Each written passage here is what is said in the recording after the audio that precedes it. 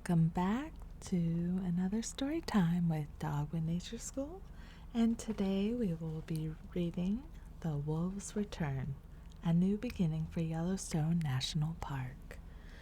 In preparation for our upcoming trip to Yellowstone in October, we are reading some books, and I'm excited to get started. This is the first one, so sit back and enjoy. The Wolves Return by Celia Gudkin. On a moonlit night, a howl rings out across the river valley. The elk prick their ears. They have not heard the sound before, yet they are afraid. The howl is answered by another, then another. High on the ridge, the shape of a wolf appears. More wolves join him. The pack, now silent, moves swiftly down the slope to make its first kill. Yeah, so you see there's all these elk standing here, grazing. And then up here on the ridge, there's a wolf howling. Probably letting the other wolves know I found some dinner. In the weeks that follow, the elk move from the valley bottom to the higher, more wooded slopes. The grazing is not so lush here, but in the shelter of the trees they have a better chance to escape the wolves. So they moved up here so they can try to hide from the wolves and hopefully be safe. In the following months, the valley begins to change. The tree seedlings, once eaten by elk, now have a chance to grow. In the space of a few years, aspen trees will grow tall in the valley. Look at all this. The fall, everything is turning orange. And look at this. This is a moose. Yeah. And these look like two swans. Yeah, just floating in the river, eating. Berry bushes are growing back too. Birds and bears feast on the berries. Yeah, so now that the elk aren't eating all the bushes, the birds can enjoy some berries and the bears can enjoy the berries. Yeah. Beavers swim down the streams that feed the river. They find the trees they need to build a home. They fell the trees by chewing through the tree trunks with their sharp teeth. They build dams with chewed off branches, packed with mud to hold back the water. Yeah, so they fell the trees, meaning they knock them down, basically. They chew through the bottom, and then the tree falls down. And then look, they take all those pieces they chewed up, and they build a dam, which blocks the flow of the water. Yeah, and then they put some mud on there, and it keeps the water from flowing, but then the beavers live in there with their families. Other animals build homes at the beaver ponds too. Muskrats make homes like beaver lodges, using rushes instead of sticks. Muskrat homes make good platforms on which ducks build their nests. Other birds nest among the rushes bordering the ponds. So here, look. It just looks like a pile of sticks in the water. Yeah, and the ducks go on top, and these birds over off to the side. They build their nests and have a safe little area to have their babies.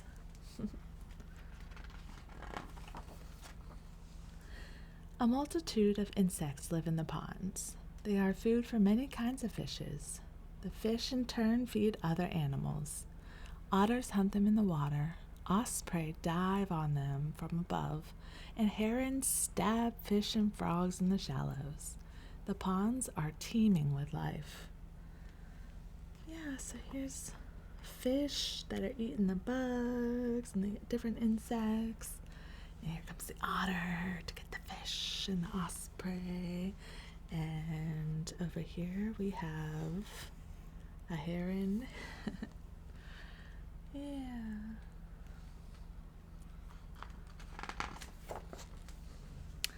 Once the river valley was quiet, but now the air is filled with the hum of insects, the reet, reet, reet of chorus frogs, and the flute-like notes of songbirds calling to one another.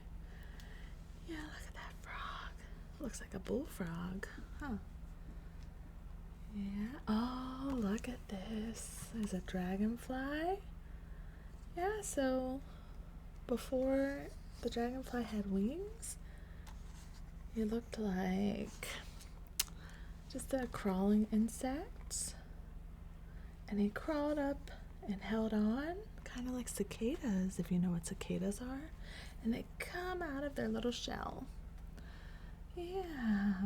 So there's dragonflies. These are little water skippers.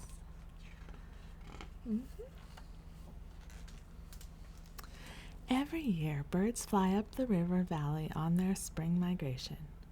Before there was a meadow, now there are trees for the birds to nest in. The trees are home to insects that eat leaves and burrow into the wood. The birds eat insects to help keep those pests in check. Yeah, look, a woodpecker. He's eating some insects. And these are over here eating some insects too, feeding the little babies. The wolves prey mostly on the weak and sick elk. This helps to keep the elk herds healthy. When there were no wolves, the elk herds had grown too big. Now the herds are smaller but healthier. Elk compete with bison for food and space. With fewer elk, the bison herds increase in size. Here's the wolves. Look, they're chasing the elk. And the bison are just over here grazing away. When the wolves have eaten their fill, birds and bears come to feast on the elk carcasses. Yeah, so here's an elk that the wolves got. And look, there's some different eagles and a blackbird and some other birds and a bear.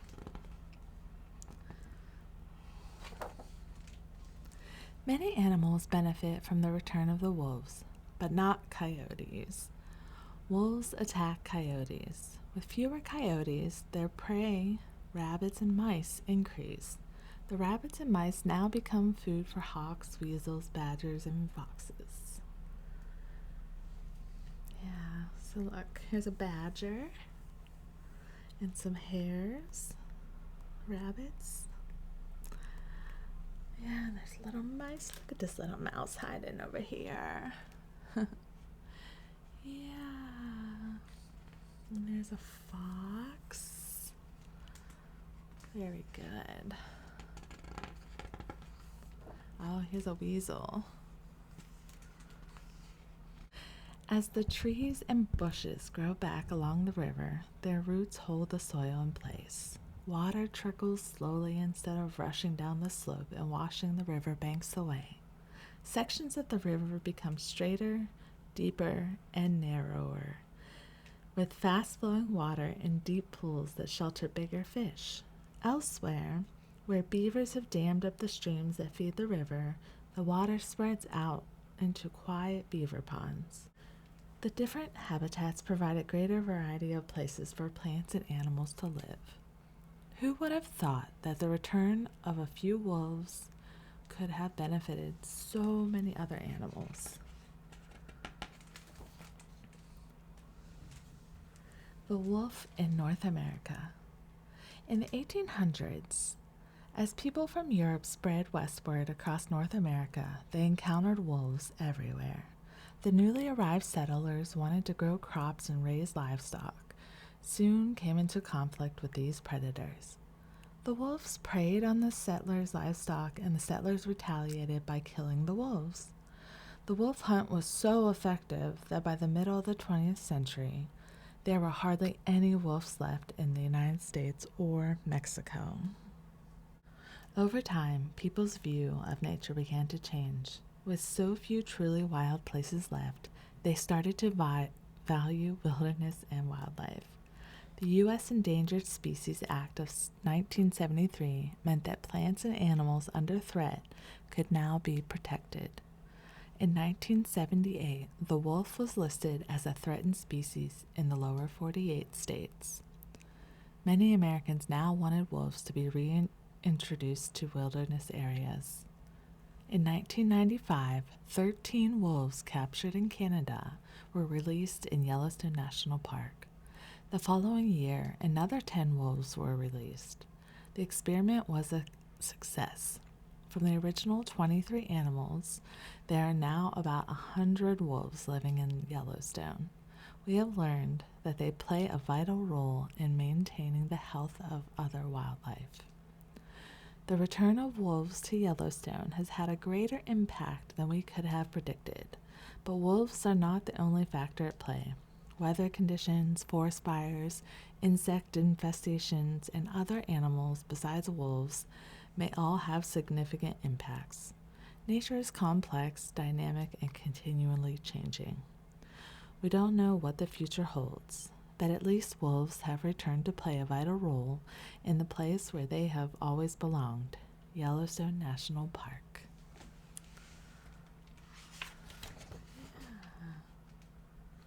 So, author's note. Most large predators are under threat from human activities, yet, as Yellowstone wolves have shown, animals at the top of the food chain play a vital role in the health of the ecosystems where they live. Many other predators, including lions in Africa, tigers in Asia, and whales and sharks in the world's oceans, have similar roles to play. It's time we learn to value these magnificent creatures and find ways to coexist with them.